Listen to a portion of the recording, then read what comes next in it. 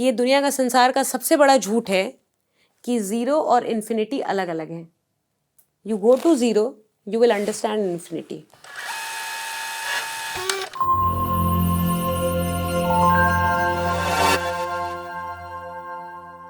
प्रेम को सबसे easily define करने के लिए सबसे अच्छा मेरे पास एक वो है, एग्जाम्पल है। तुम सबके साथ ये हुआ होगा, तुम कभी किसी मेट्रो में, कभी किसी बस में, कभी आस पड़ोस में, कभी सड़क पे, कहीं भी कोई छोटा बच्चा तुम्हें दिखा है? उस छोटे बच्चे को तुमने जरा सा खिलाया, उस छोटे बच्चे ने तुम्हें मुस्कुरा दिया। उस टाइम पे कभी ये फील किया, तुम्हारे मन में जो फीलिंग आई है वो फीलिंग क्या है? वो फीलिंग क्या है? वो जो आप उस बच्चे को देख के खुश हो रहे हैं, पता नहीं कौन है वो बच्चा, बट आप खुश हो रहे हैं, वो फीलिंग क्या है? वो किसी और का बच्चा है, आपको उस बच्चे को उठा के घर नहीं ले जाना है, आपको ही पता है ना, आपका मन है उसको ले जाने का, ना आप चाहते हैं कि उसके पेरेंट्स के साथ उस बच्चे को वहीं रोक लिया जाए, ये भी नहीं चाहते, आप सोच ही नहीं रहे, आप कुछ भी नहीं सोच रहे हैं, बस आप एक चीज देख रहे हैं कि आप कुछ कर रहे हैं और वो बच्चा जो है वो खुश हो रहा है, वो आपको कुछ अच्छा लग रहा है। This is love, this is pure love. आप गार्डन में जाओ, एक फूल देखा आपने और आपके मन में उसको तोड़ के घर ले जाने की भावना नहीं है, दिस इज लव। निस्वार्थ भाव से अगर किया जाए तो शायद वो प्यार है। एक कॉमन आदमी के लिए निस्वार्थ की जो बात होती है ना, वो बहुत बहुत टफ हो जाती है, बिकॉज हमारा जो पूरा सिस्टम हम अपने आसपास बचपन से देखते हैं ना, बच्चा जब बड़ा हो रहा होता है, वो रोता भी किसी ना किसी कारण से, वो हंसता भी किसी ना किसी कारण से। तो हमने हर जगह एक चीज देखी है, कारण। जहां हमने कॉज एंड इफेक्ट जैसी थ्योरी देखी हो ना, वहां पे निस्वार्थ हम समझ नहीं पाते। निस्वार्थ कैसे समझेंगे हम? जैसे बहुत कॉम्प्लेक्स लगता है ना जब हम डिफाइन करते हैं ईश्वर वो जो अजन्मा है, अमर है। What does that mean? What does that mean? कि जिसका जन्म ही ना हुआ हो, फिर है कौन? बट वो फिर भी है। निस्वार्थ की परिभाषा कुछ ऐसी ही है। आप कैसे डिफाइन करोगे निस्वार्थ क्या है? जैसे आपने बताया कि वो बच्चा जो हमको देख के मुस्कुराया, हमने उससे कुछ लिया नहीं, उसने हमसे कुछ नहीं लिया, और वो जो फीलिंग है जो हमें, वो जो एक सेकंड की एक फीलिंग होती है, कभी भी कोशिश करना, कभी ऐसा मौका आए तो उस समय पे अपने उस मोमेंट को नोटिस करना, यू ऑब्जर्व दैट लव। क्या हमारे लिए वो सेल्फिशनेस नहीं है कि वो हमें सेटिस्फाई करेंगे, हमने ये किया। क्या अगर आपके आपके मन में उस टाइम पे वो फीलिंग आ रही है?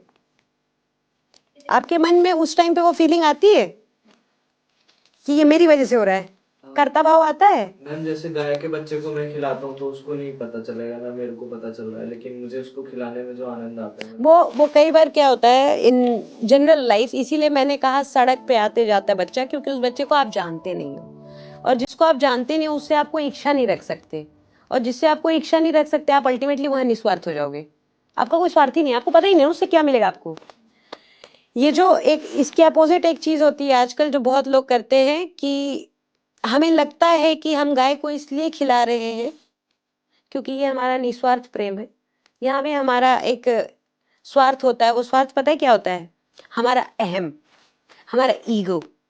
हमारे ईगो को बड़ी खुशी मिलती है, हम किसी को कुछ दे सकते हैं,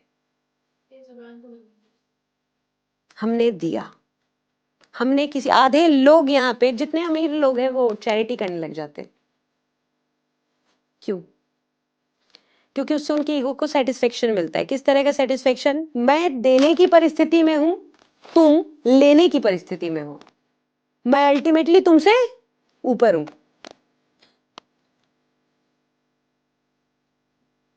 सैटरडे को जो लोग जाके काले कुत्ते को बिस्किट बांट रहे होते हैं, मंडे को वही लोग गरीबों के बच्चे को गाली दे रहे होते हैं, और गाली देते वक्त भी उनको ये पता होता है कि नेक्स्ट सैटरडे को वो फिर जाके बिस्किट बांटेंगे। किसको? कुत्ते को। क्यों?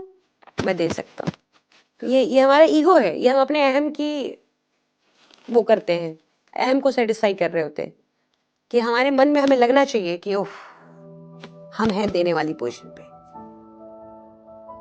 इसीलिए तुम जाके कोई लिस्ट निकाल लो, इस दुनिया की लिस्ट निकाल लो, जितने अमीर आदमी होंगे वो चैरिटी करते होंगे। That's superiority. I can do this. या yes. So then there is no selfless good deed. No, there are, but first you need to understand and evaluate when you are saying self. What does that mean? What is the meaning of self? यहाँ पे हम self की बात करने लगते हैं, मैं की बात करने लगते हैं, तो वहाँ तो ईगो अपने आप आ जाता है। Exactly, that's why I'm saying कि what is your self? When you are saying self, what does that mean? Self है क्या? तुम्हारा जो सेल्फ है वो आउटर इन्वायरमेंट से इंस्पायर्ड है, आउटर कंडीशनिंग से है। तुम्हारा अपना क्या सेल्फ है? तुम कौन हो? एक्चुअल में हमें पता ही नहीं हम कौन है, मुझे क्या चाहिए। मैंने तो सब कुछ बाहर से सीखा है। हमने सब बाहर से सीखा है ना, तो मैं कौन हूं मुझे पता है? नहीं पता है। मुझे क्या चाहिए जब मुझे पता ही नहीं मुझे क्या चाहिए? तो सेल्फलेस तक तो जाना बहुत दूर की बात है, सेल्फ तक तो आओ। सेल्फ में से लेस करने के लिए सेल्फ समझना बहुत जरूरी है, तो सेल्फ समझो पहले। और जिस दिन तुम सेल्फ समझ जाओगे, सेल्फलेस अपने आप हो जाओगे। कि ये दुनिया का, संसार का सबसे बड़ा झूठ है कि जीरो और इन्फिनिटी अलग अलग है। You go to zero, you will understand infinity. Big bang से बहुत आसानी से समझ जाओगी। यहां से 13 point something billion years back जाओ जीरो पे, जैसे ही आप उस सिंगल पॉइंट पे गए, आप कहां चले गए? पोटेंशियल पे। पोटेंशियल इज इन्फिनाइट, वहां से कुछ भी हो सकता था, वो इन्फिनिटी था और वही जीरो है। जिस दिन आपने अपना सेल्फ समझ लिया ना, उस दिन आप सेल्फलेस हो जाओगे, क्योंकि उस सेल्फ को मैं जैसा कुछ है ही नहीं, और मैं जैसा कुछ नहीं है तो कर्म है कहाँ? मेरे लिए तो कोई कर्म रह ही नहीं गया ना फिर।